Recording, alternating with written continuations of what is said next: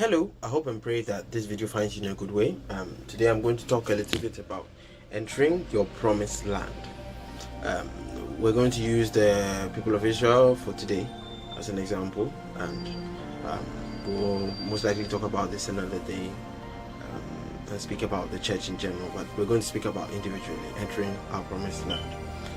A promised land is speaking about a place of provision, a place that the Lord Himself has destined for you to step into.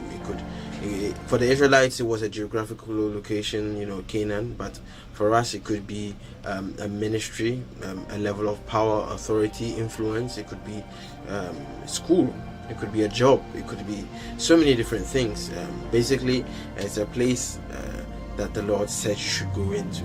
And one thing that men really find difficult to do is to find God's timing, and what happens is that when He says it to many of us assume it should be right now or soon, or when we think it's the right time, not when He thinks it's the right time. But much like what happened with the Israelites, they were taken out of Egypt, but it took a long period of time, a wilderness period, before they entered the promised land. But today we're going to ask ourselves why. And it was a time of pruning, getting them ready for a new land, a new place. And this is what God does with us. So we'll talk about the individual today. So that's what God does with us in ministry, in whatever. If God tells you not now when you pray, it's not because He doesn't want to give it to you, but it's because you are not ready. And during the pruning time, he gives you all that's required. He trains you through numerous different things. It could be afflictions, it could be hard times, and all of these gives us lessons that we use then when we enter into the promised land.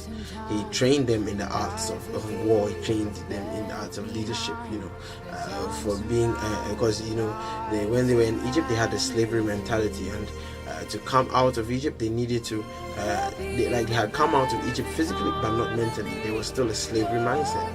That's why they were, at a point in time, they were complaining that had they been removed from Egypt to come and die in the desert, and that they could have been eating good things in Egypt, and you could see that they still had this kind of slavery mindset. And so God had to break this out of them, and that was why, though they could have made that journey so sooner, God kept them from going in. And this is what happens with us. That job you want, that level of ministry you want, are you prepared for it? You may think you are, but are you really? Have you learned from Him? And it's our time. It's our duty to make ourselves ready by following Him and making sure we don't jump ahead of Him, and making sure that we pick up the lessons that He gives us along the way, and indeed we'll be ready for ministry. He wants you to do that service. He hasn't called you into it to leave you in the wilderness forever.